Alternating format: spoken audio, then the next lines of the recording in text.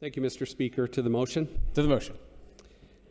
I know I'm new to the legislature, but when I see a fiscal, I do expect it to be our best estimate of the costs associated with any piece of legislation. And I understand how estimates work. I spent my career estimating costs for projects my business would execute. You do it well, you stay in business. You do it wrong, you go out of business. And in all my years of estimating, one word never came up: indeterminate. However, in the fiscal estimate for House Bill 2002B, that word shows up 8 times. For most of these, such as the fiscal impact on counties, cities, etc., I agree that the impact is probably minimal. But one of these indeterminates is very concerning. It deals with the Medicaid expenses and the Oregon Health Authority. The fiscal only goes so far as saying the cost is indeterminate and the number of treatments might be broadened. That is woefully inadequate. We deserve to know more. For the first time ever, we are mandating via statute that Oregon pay for gender-affirming treatment that is medically necessary. And we heard in testimony that Oregon follows the WPATH version 8 standard of care. Has anyone reviewed the list of medically necessary procedures that are part of WPATH? I have it here if anybody wants to see it. It includes cosmetic surgeries such as hair transplants, facelifts, rhinoplasty, and chin reshaping. It includes body contouring, including liposuction, lipofilling, and implants. It also includes major surgeries such as mastectomy, breast reconstruction, phalloplasty, vaginoplasty, and hysterectomy. These and a whole host of other procedures. The cost of these procedures ranges from a few $1,000s to over $100,000 in some cases. And the costs don't just stop there. Once the patient is transitioned, medications are required on an ongoing basis to prevent infection, maintain cross-sex hormone levels, and the like. Some of these medications post-surgery are life-threatening if the patient does not continue to receive them.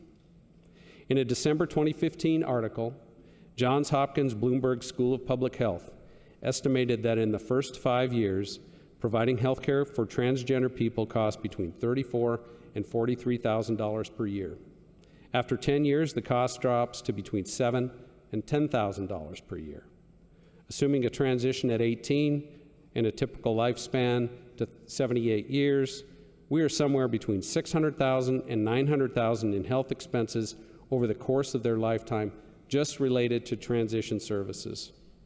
Clearly, House Bill 2002B could potentially have a significant impact on Medicaid costs and private insurance premiums. Also remember that we will soon expand the Healthier Oregon program, granting Medicaid benefits to everyone regardless of their immigration status. And there's no verification of Oregon residency either. Under current Oregon rule, and I confirm this, Oregon health plan applicants must attest to residency. Verification is not required. When an individual applies for OHP, they're asked if they live in Oregon, and if they answer positively, eligibility moves forward without delay and that assumption in place. So with House Bill 2002B, we are guaranteeing gender-affirming care to everyone, regardless of your immigration status and regardless of where you really live. Note that Oregon is already well known for this. We already provide some gender-affirming care via Medicaid. According to a friend of mine with personal experience with this, young men are moving to Oregon just long enough to get on Oregon Health Plan and get their breast job. The House Bill 2002B just expands this to more people and more treatments. And now we get to the DCBS interpretation of House Bill 2002B. As I mentioned earlier, we received a letter from DCBS providing their understanding of gender-affirming treatment. They argue that the definition includes detransition treatments because Oregon's definition of gender identity can mean either gender-related identity or appearance, regardless of whether or not that identity or appearance differs from an individual's sex.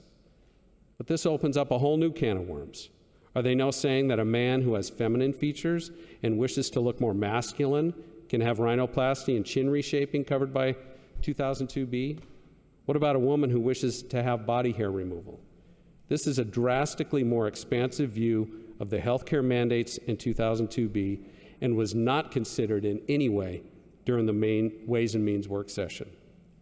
In short, of course, excuse me. this bill has Please continue.